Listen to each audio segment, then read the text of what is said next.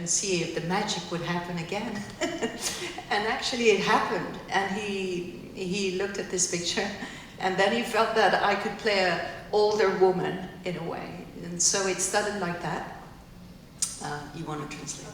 네, 먼저 이제 이 영화에 어떻게 처음에 이제 그 만나게 됐는지 얘기를 드릴게요. 그 크지슈토프 키에슬롭스키 감독님께서 그 전작인 베로니카의 이중생활을 할 때 저한테 이제 하겠냐고 했는데, 그때 당시에 뽕레표 연인들을 찍고 있었고 영화가 생각보다 굉장히 오래 걸려서 한 2년 반 정도 걸려서 이거 그때는 이제 같이 할 수 없다라고 이제 했어요. 그래서 굉장히 작업을 하고 싶었는데 좀 이제 되게 실망을 하고, 그리고 사실 제가 데미지를 찍을 때 런던에 감독님이 오셨어요. 근데 감독이 오셨는데 저를 보더니 블루에 나오기엔 좀 너무 어리다 이런 느낌 받으신 거예요. 그래서 또 하고 싶었는데 좀 실망했다라고 생각을 하다가, 근데 이제 데미지에서 이제 film was made in 1993. So the first question, when was the most recent time you watched this film, The Blue? When was that? Yeah, when did you watch this? Can't remember. 기억이 안 나요, 마지막으로 본 게. Right, okay, because her question was, if you have seen this film recently, and is there any scenes or part maybe you could do better now? You could perform better than 1993. You could feel better? No, you could perform better. Is there any scenes? I don't know. 모르겠는데요. I don't know why. What I know is that Krzysztof Kieślowski, most of the time, he just wanted to do one take. So we would rehearse like 5 times and only doing one take. And I was fighting. I would say, Krzysztof, I have to do one more, please. And sometimes he would say, well, it's not exactly as, you didn't do the take as exactly as the rehearsal. And I say, of course, I'm recreating each time. It's new every time for myself. I don't know what's coming out. And so it was hard for him to understand that I'm not a mechanical kind of an actress. It needs to be coming from a place that that is more mysterious in a way. And so I remember fighting to have a second take with him. And when there was a technical problem, sound-wise or camera-wise, mostly it was sound-wise because it was maybe there was something going on. He would do another take with no question. And so sometimes I had to say, hey, Krzysztof, I had a technical problem. Can I do it again? So it was a kind of a joke between us. But I did fight every single shot. And I think as an actor, you have to do that. You have to push the director to allow yourself to go as far as you want, as you can. Because then you have no regret. Because if you don't really go into the places you feel it's in you, then you're coming back home and you replaying and replaying and replaying, and it never stops. So I think you have to go for your artist and fight for your artist, and because you're responsible also what you're giving. And the director's choice is not always happening on set. It's happening in the editing room. And I had a lot of directors I worked with thinking, and telling me, oh, I thought this was going to be really my choice while we were shooting. But then editing the film and also re-seeing some of the layers of the details of a performance, then they change their mind. So you have also to be responsible for the director. And sometimes I fight with them and say, you have more choice. But Kieślowski didn't like to have choices. He said to me, I was trained in Poland because there was no money and it was not numeric. It was, with film, it was expensive. So he learned to do just one take. And I said to him, but you're in France. You can do many takes. NCADO has money. Come on, let's do more takes. But it took him a while to understand that. And that was his philosophy. It was hard to change him, but there was very joyful shooting this one, even though the subject matter is quite, heavy and dark and everything, but we were giggling and we were really in this kind of high spirit of love there was a real, as if we were taken by this story.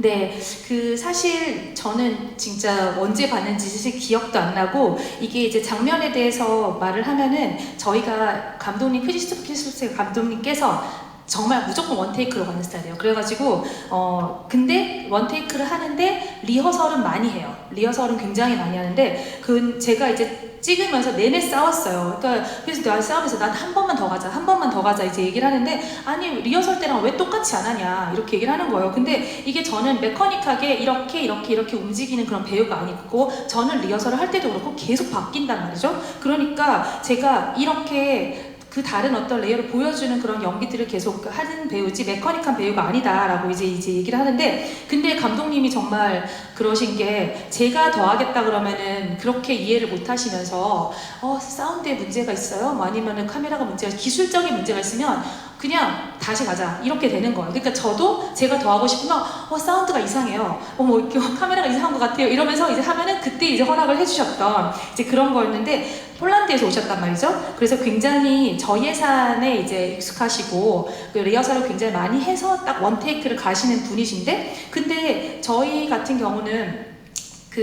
이 배우의 입장에서는 배우는 자기의 역할에 책임을 져야 돼요. 그래서 정말 정직하게 감독님이 괜찮다니까 그냥 가야지 이게 아니라 저는 최선을 다해서 내가 할 수 있는 거에 한계까지 도전하고 그러고 나서 감독님들은 사실 그 안에서 어떤 결정을 내리는 게 아니라 다 찍은 걸 보고 편집실에서 이렇게 근데 그래서 편집실에 감독님하고 많이 얘기하면 이 감독님뿐만 아니라 많은 감독님들이 내가 촬영할 때 좋았던 테이크는 첫 번째 테이크인데 내가 편집실에서 보니까 세 번째 테이크가 좋다 이런 식으로 나오는 경우들도 있단 말이죠. 그래서 그런 것들이 그 결정이 중요하고 배우의 역할은 내가 이 역할을 하는 사람으로서 책임을 지고 끝까지 할 수 있는 걸 잘 해야 된다는 생각이 들어요. 그래서 그렇게 했었고 그래서 우리가 이거 촬영하면서 폴란드에서 배우신 감독님께서 너무 이제 작업하시면서 너무 돈 많이 안 쓰고 그때는 디지털의 세상이 아니어서 셀룰로이드 필름을 썼단 말이죠. 필름이 아까우니까 이제 그러니까 우리가 여긴 프랑스예요 감독님 우리 돈 많아요 돈 필요하면 필름 더 사다 달라 그래요 이렇게 이제 얘기를 하면서 그렇게 이제 막 얘기를 했었던 것 같은데 사실 영화 찍으면서 너무 재밌었어요. 왜냐하면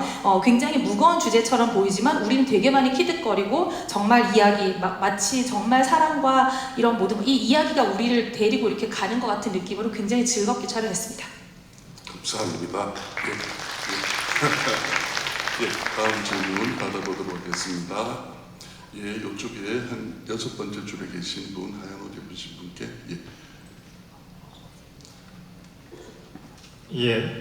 저 개인적으로 이제 프랑스 영화에 대한 개인적인 추억으로 그러니까 국내 1988년도에 소피 마르소가 주연한 You Call It Love라는 영화가 있었습니다. 그래서 그 영화가 굉장히 그 당시 학생들에게 굉장한 인기와 좀 열광을 받았고요. 죄송한데 지금 시간이 정말 별로 없어서 질문만 한 질문 좀 부탁드리겠습니다. 죄송합니다. 이 영화가 그러니까 세 가지가 지금 블루, 화이트, 레드로 이어지고 이게 아마 그 유럽 통합에 대해서 감독이 좀 얘기를 하는 걸로 알고 있는데요. 그래서 지금 한 몇십 년 지났는데 그 영화가 말한 바가 어느 정도 좀 이렇게 그 유럽하고 그러니까 연관이 있는지 좀 궁금합니다. 이 영화가요? 알겠습니다. Yes, thanks for the film.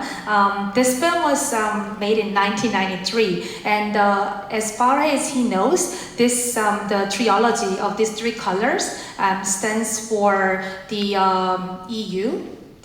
EU, Europe countries, integration of a European country. Yes, so do you think that now the long time has elapsed, right? So do you think that his message he was trying to pursue has been realized, like Europe's are combined together?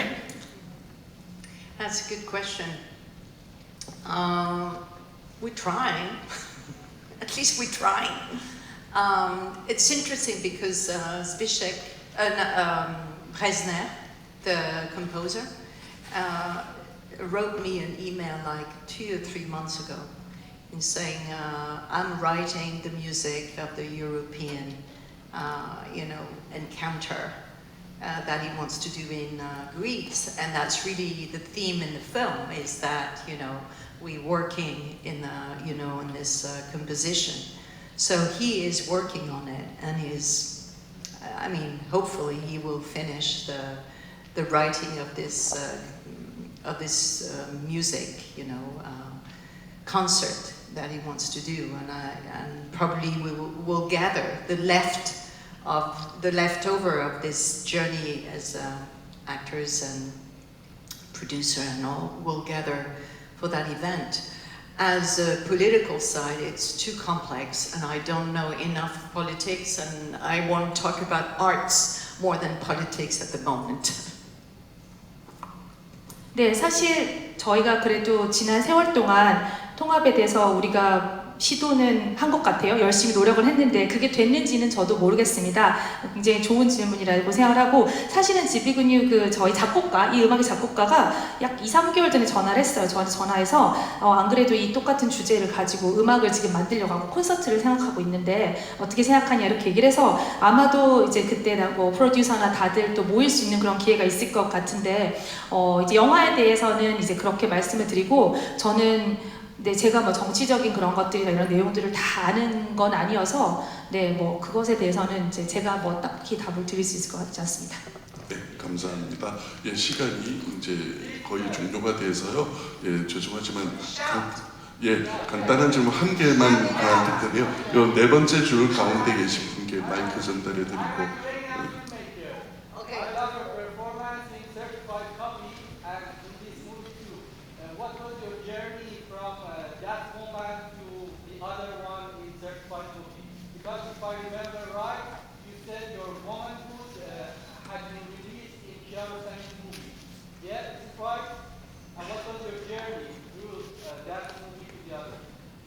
Sorry, can you use the microphone? Did you hear it? Yeah. What was my journey between Blue and Certified Copy, a Kiarostami film, because I was playing I was playing a mother in each film, but you don't see it's a mother, an orphan mother you see in Blue, and in Certified Copy you see the relationship with the son, but how complex it is, and she's trying to find this relationship, this love of her life, and she can't really find him, or I don't know, it's a weird question, I'm sorry to say that, but I don't know what I shot in between, and it's Blue was just after Blue I got pregnant, and and that's 32 years ago, and so I have a son of that age today. And Certified Copy, I had 2 children in my life, and my daughter was 7 years old when Certified Copy. What I can say is that when you're an actor and you have a family, it's a very challenging kind of situation, because both, are, you feel responsible for what you do. I felt responsible as, a family mother, and I felt, of course, responsible as an artist. And the back and forth is, it's a very kind of crazy life you're having, because you're traveling all around the world. You're trying to make a life for your children that they feel, protected, and they feel you're with them at the same time. There are moments they feel abandoned, and that's part of also what it is to be a child, is that you have those sensations as well. I don't know how to answer this, because I don't know how many films I made in between those 2 films. Can't remember. What I know is the encounter with those 2 directors was just, so nourishing and sharing. Even though with Kieslowski it was very short, because we shot in 7 weeks, and we gather again because he wanted to do another trilogy. Even though at the end of Blue, when we were promoting the film, he said he would he didn't want to make films anymore. And then he thought of this trilogy of Paradise, Purgatoire, and Hell, or Hell, Paradise, Purgatoire, something like that. So he started to work on the first script we actually didn't do, and because he died before. Yeah. 질문하고 같이 해서 통역 부탁드리겠습니다. 예.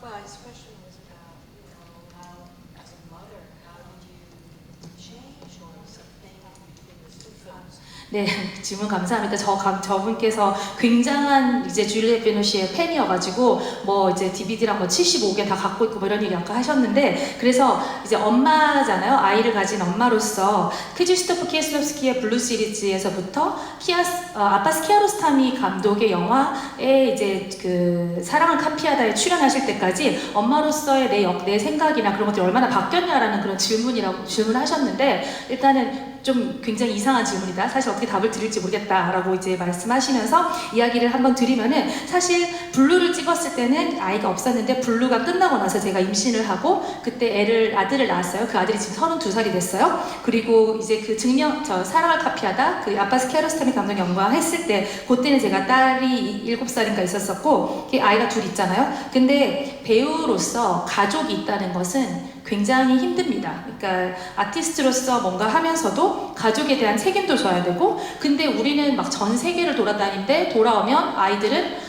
내가 뭔가 버려진 것 같다 이런 생각을 하기도 하고, 그러다 보니까 이런 어떤 그 아이들을 보호하면서도 내가 내 역할을 해야 된다라는 그런 생각을 정말 또 많이 하게 되고, 그래서 제가 뭐가 그렇게 뭐가 변했는지 잘 모르겠어요. 그렇긴 하지만 그래도 이게 제가 연작 3부작 찍을 때 감독님께서 우리 그때 7주밖에 안 찍었거든요. 굉장히 짧게 찍었는데 난 뭐 다시는 3부작 안 할 거야 이렇게 했는데, 또 결국에 감독님이 뭐 헤븐, 파라다이스 이렇게 해가지고 또 3부작을 한번 해보겠다. 그럼 한번 다시 모이자 했는데 그게 이루어지지 않았죠. 왜냐하면 그 전에 돌아가셨거든요. 그래서 여러 아쉬움이 좀 있기도 하고 뭐 그렇습니다. 예, 감사합니다. 다음 스케줄이 3개를 가지고 계셔서 이번 시간은 여기서 마쳐야 될 것 같습니다. 아쉽지만 어쩔 수 없을 것 같고요. 마지막으로 오늘 관객분과 만난 매주 말씀, 인사 말씀 간단하게 So we have to wrap up this session, but would you like to say anything to the audience before we close? I think Krzysztof Kieslowski would be so happy to see you in this theater, as well as the actor who passed away, Benoit Réjean. I think that it would mean a world to him for you guys to be here and watching this film. That's the beauty of our art form, cinema, is that it continues and can be re-seen and seen and seen, and so that's very special. Thank you for being here. 네, 정말 아마도 지금 이 순간에 크지스토프 키에슬롭스키 감독님이 이렇게 관객들이 있는 그런 모습들을 지금 이 순간에 2025년에도 있다는 거 보셨으면 굉장히 기뻐하셨을 거고, 저와 같이 역할을 했던 올리비에도 사망했으니까 올리비에 브누아도 아마 굉장히 기뻐할 것 같습니다. 배우로서 굉장히 너무 기쁘고, 이렇게 영화라는 매체가 시간이 지나도 변치 않는, 또 그 다음 세대나 이런 분들에게도 또 다시 이렇게 전해질 수 있고 우리가 이렇게 모일 수 있게 해주셔서 정말 깊은 감사 말씀드립니다. 네.